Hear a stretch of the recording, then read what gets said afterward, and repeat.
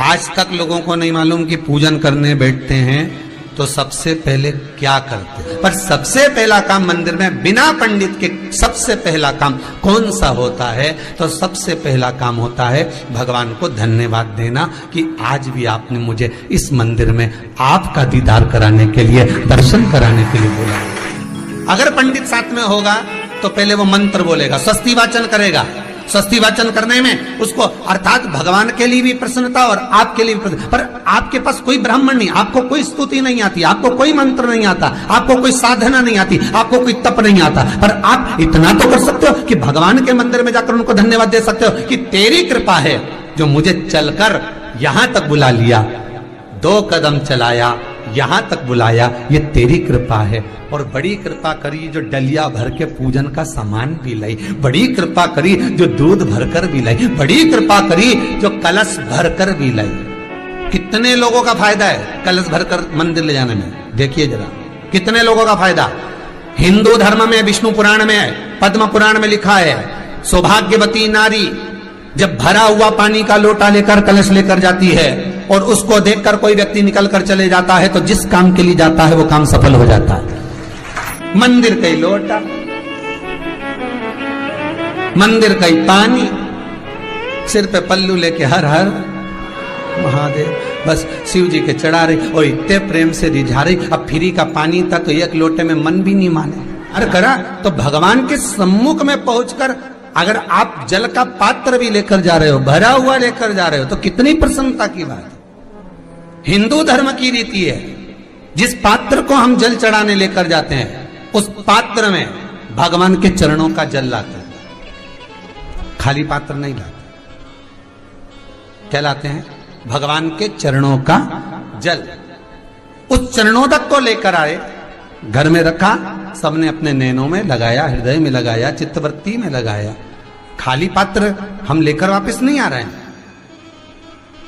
शिव मंदिर में जब जब जाओ, जल चढ़ाने के लिए जाओ, पात्र तुमने शंकर जी को पूरा पानी चढ़ा भी दिया तो शंकर के चरणारविंद का थोड़ा सा जल पात्र में डाल के भले 2 बूंद लाओ, 4 बूंद लाओ, इतना सा लाओ, पर लाओ और उसको पूरे परिवार के नेत्रों में जब लेकर आए हो चरणोदक तो लगाओ।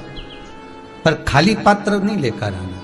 खाली पात्र लाने में ध्यान दीजिए, जब आप पूरा जल समर्पित कर देते हैं, जल समर्पित भी पूरा करना है, भगवान को चढ़ा रहे हो तो पूरा समर्पण होना चाहिए, पूर्ण समर्पण। इसलिए शंकर भगवान को अधूरा समर्पण नहीं, इसलिए श्रीफल भी पूर्ण चढ़ता है। शंकर जी के मंदिर में श्रीफल नहीं फूटता, पूर्ण श्रीफल, बेलपत्री भी पूरी, चावल का दाना भी चढ़ेगा तो आखा, फल भी चढ़ेगा तो आखा, फूल भी चढ़ेगा तो आखा। भगवान को कोई चीज खंडित नहीं चढ़ती, शिव जी को जल भी चढ़ेगा तो पूर्ण।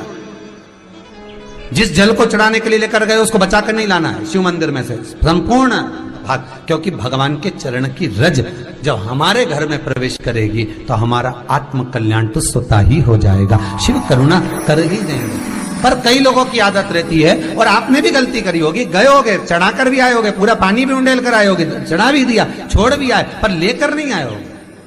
कई लोग गलती कर जाते हैं और फिर बाद में कहते हैं हम तो इतने साल से पूजन कर रहे हैं, भगवान हमारी सुन ही नहीं दिया। तो भगवान के मैं तो तैयार बैठा, पर तू नवा के चली जाए, लेके तो कहीं जाए। तो भगवान थोड़ी ना कहेगा कि तू मेरे पास में आए तो मेरे चरण की रज लेकर जा। भगवान थोड़ी ना कहेगा कि मेरे पास में आकर तू ये लेकर जा। भगवान तो कहेगा मेरे पास में आया है, मांगना कुछ मत, बस मुझे जो स्नान कराया है मेरा चरणोदक लेकर जा, छीट दे पूरे घर में, संपदा भरना मेरा काम है। जहां मेरी चरण की रज पहुंच गई वहां संपदा स्वतः पहुंचती है, मैं वहां पहुंच जाता हूं। तो चरणों तक ले जा, पर लोग ले जाते हैं, पूजन करते, कलश भी उंडेलते, जल भी चढ़ाते, पर आते समय खाली लेकर आ जाते। भगवान को इतना बुरा लगता, मेरे दरवाजे से खाली जाए, मुझे कितना बुरा लगेगा। जो आए वो भर कर जाए, भले 2 बूंद लेकर आओ, पर उसमें चरणों तक थोड़ा सा लेकर अवश्य आए। उसी तरह जल चढ़ाने के बाद हम जब लेकर आते हैं पात्र के अंदर, ये उसमें उसकी बरकत है।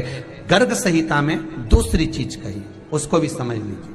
गर्ग संहिता में कहा गया, जब आप घर से जल लेकर जाते हो भरकर, तो ये सृष्टि की जितनी नदियां हैं, पृथ्वी पर जितनी नदियां विद्यमान हैं, जितने तालाब, जितने सरोवर, जितने कुंड, जितने विराजमान हैं, उन सारे तीर्थों का जल जब आप घर से लेकर निकलते हो तो वो तीर्थ का संपूर्ण जल आपके कलश में आ जाता है।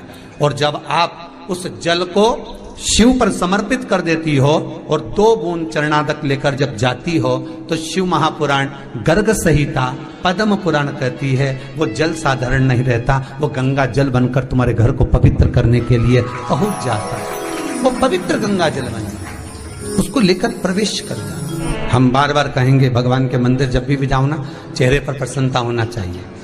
किसी से मिलने जाओ ना, चेहरे पर अगर प्रसन्नता नहीं और ऐसे ही पहुंच गए ना तो वो श्रेष्ठता नहीं मानी गई। तुम तुम्हारी बहन के घर जाओ, सती मैया जलकर भस्म क्यों हुई? माता सती के भस्म होने का कारण क्या था? सती को पिता पर जितना क्रोध आया उससे ज्यादा क्रोध सती माता को अपनी बहनों पर आया कि मेरी इतनी बहन, ये 60 की 60 बहन मेरे सामने खड़ी रही और मैं आई तो प्रेम से मुस्कुराई तक नहीं।